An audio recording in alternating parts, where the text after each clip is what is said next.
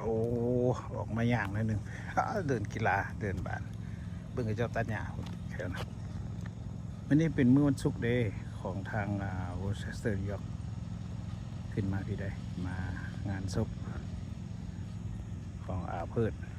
ดิทวงศ์เนาะที่เพิ่นได้ล่วงลับไปเนี่ยกระทันหันกระแม่นปัวแต่ว่าเวลาเพิ่น หมดบุญไปบ่มีไผฮู้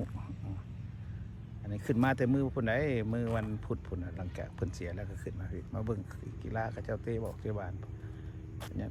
ดินไอ้นั้นนี่นะก็อันซ้อมเล็กๆน้อยๆของพวกเด็กน้อยได้กตีอันเบสบอลบ่อยู่เดินใกล้ๆบ้านนี่นะ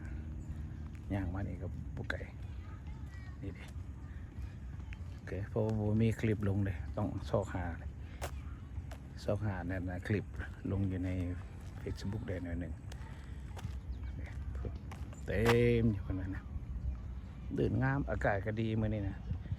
สบายดีทุกคนเด้อโดยเฉพาะพี่น้องลูกหลานเชียวเฮยอยู่ทางเมืองลาวพิเศษแขวงเส้นขวางเด้อนังวันพวกนั้นล่ะปุ๊บแถวคุณคำแถวนั้นบ่อน้ำห้อนพุ่นเด้อแถวเมืองคำพุ่นเส้นขวางพุ่นหอยไปช่วงหด3 เทื่อเนาะไปงานดองอยู่แถวนั้นก็ได้กระแพงนครเฮาถ้าความหยามมาสุคนเด้อแขวงขมวนแขวงสวรรค์พี่น้องเผ่าผู้ไทยเฮาแม่เป็นคนผู้ไทยเด้อรายละเอียดของพิธีต่างๆสีเว้าออกอยู่ในนี้เลยเพราะว่าบ่ได้ถ่ายภาพเพิ่นผู้เสียสร้างไว้เพิ่นบ่มักกระดึกแล้วก็บ่ให้เอาภาพขนาดไปเยี่ยมศพแห่ศพก็มีแต่พี่น้องสั้นจำเท่านั้นเมื่อวานนี่นะมีพี่น้องไปก็ประมาณก็เกือบ50นั่นแหละประมาณนั้นแล้วก็ไปเยี่ยมศพเพิ่นหลังจากเยี่ยมศพแล้วก็แห่ศพตามเส้นทางเนาะเลขที่